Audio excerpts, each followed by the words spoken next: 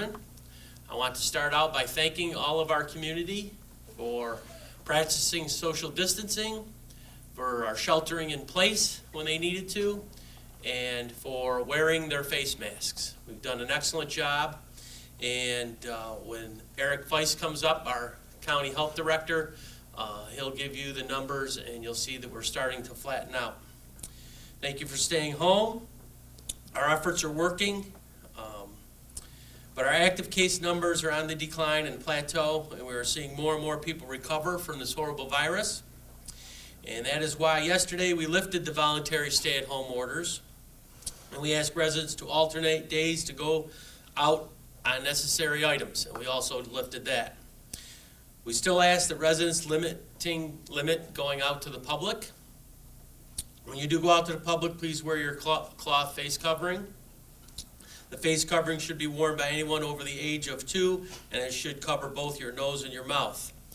And we are entering week 5 and day 7 of not hearing from the governor after my request last week that he contact us here in Central New York.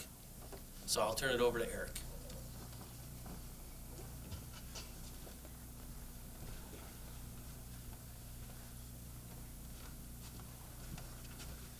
Thank you, Mr. Chairman, and good morning to everyone. I'm just going to jump right in to get to the numbers this morning. We've tested 1,118 individuals so far. Of those, 972 have tested negative. We had 126 test positive. We have 20 test results pending. We've had 106 people who've recovered, which is really good news. And we've had 5 deaths. As the chairman said, we are continuing to see a downward trend in the number of active cases. We've had under 20 active cases now for the past few days, so that's promising. There's still work to do though, however, and we're still asking people to do their part to help stop the spread. Just a reminder that the governor did issue an executive order directing residents to wear a cloth face covering, and that's still in effect. To reiterate the order, anyone over the age of 2 must cover their nose and mouth with a cloth face covering when in a public place or when social distancing cannot be maintained. Also, as a reminder, essential employees that are in direct contact with the public must wear a cloth face covering. My department and the sheriff's office are taking complaints from the general public in regards to businesses that aren't adhering to this order, and so you may be seeing us someday. On a positive note, hospitals in Madison County will begin offering elective surgeries starting next week.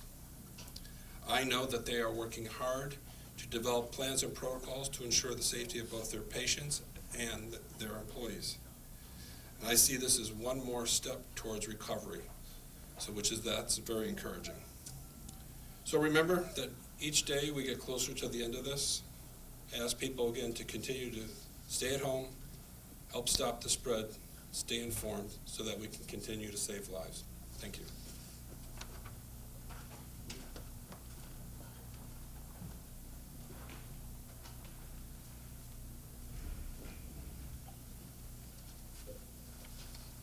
Thank you, Eric. Madison County is pushing forward with our recovery plan. This week, I've had meetings with our regional partners in surrounding counties about how we safely restart Central New York.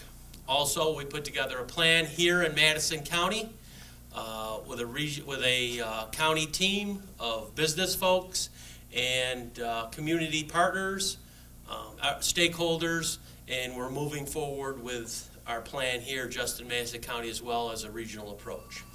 It is important that we all are on the same page and in communication as our communities are connected. Also, internally, we've put together the Madison County Recovery Task Force. Our Office of Emergency Management next week will be hosting in conjunction with the towns a drive-through hand sanitizer distribution. These will be 2-hour time slots happening in various towns across Madison County. We ask that publics stay in their vehicles and wear their face coverings when they go out to pick up the hand sanitizer. I think some of these will be in conjunction with milk giveaways that have been going on in various areas. There's been a lot of talk about having more of those. They're wildly successful in getting food to folks that need it most, that who are out of work and that can't get to the stores. And these have worked out well. And thank you.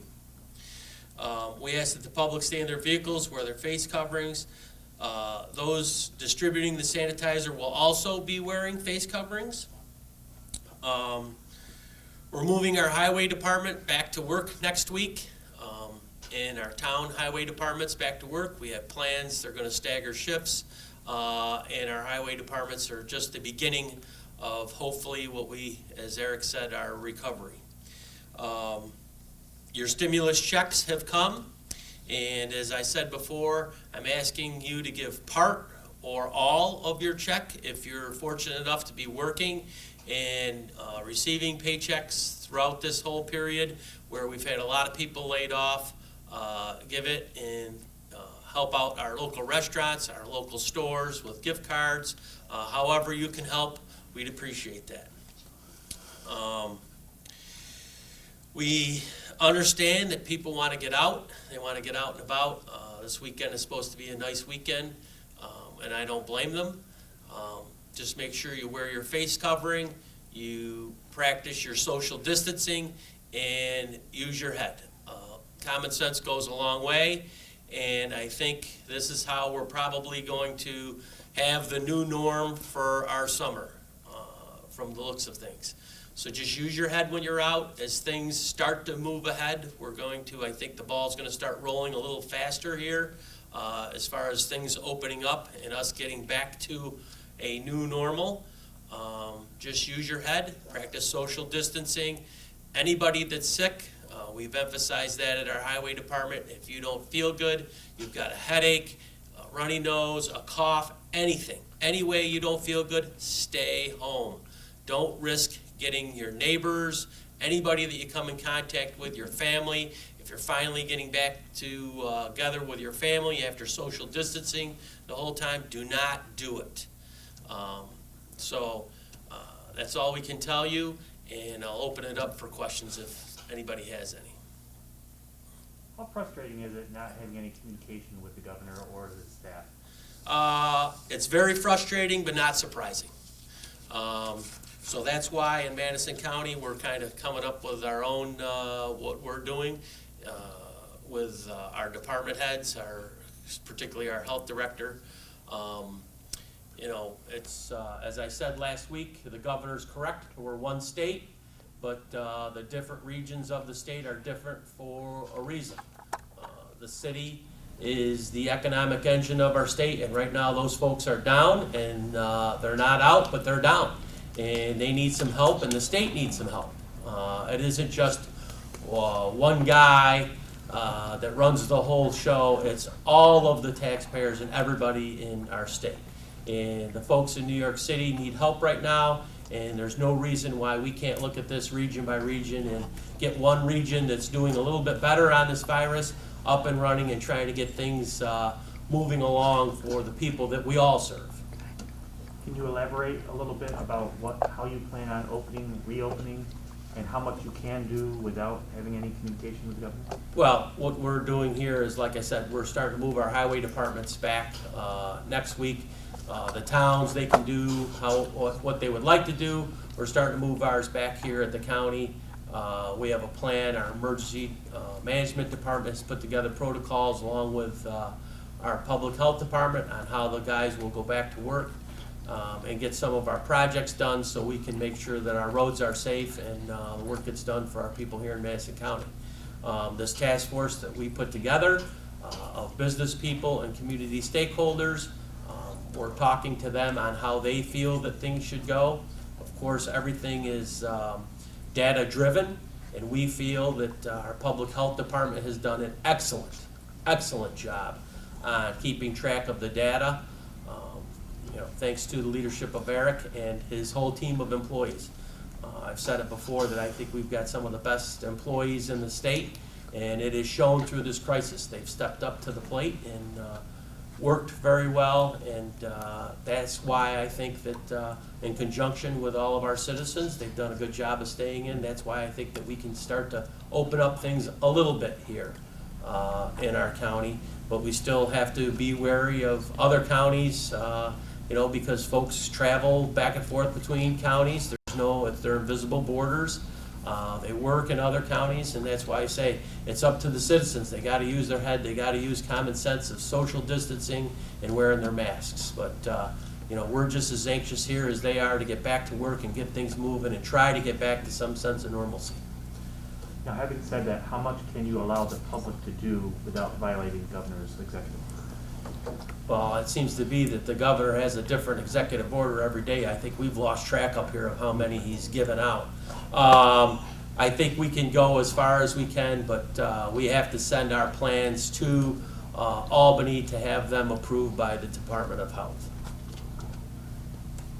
Can you elaborate at all about your future plans to allow the general public to, businesses maybe to start going back to work? Well, no, not yet. I want to get more information from our businesses, and like I said, we're still formulating our plan, and I hope to have that done sometime next week so that we can push it out to Albany and see what kind of response we get from them, if we get any. Okay? All right, thank you very much. And everybody, remember this weekend it's supposed to be nice. Pray for your neighbors, pray for those who've been sick.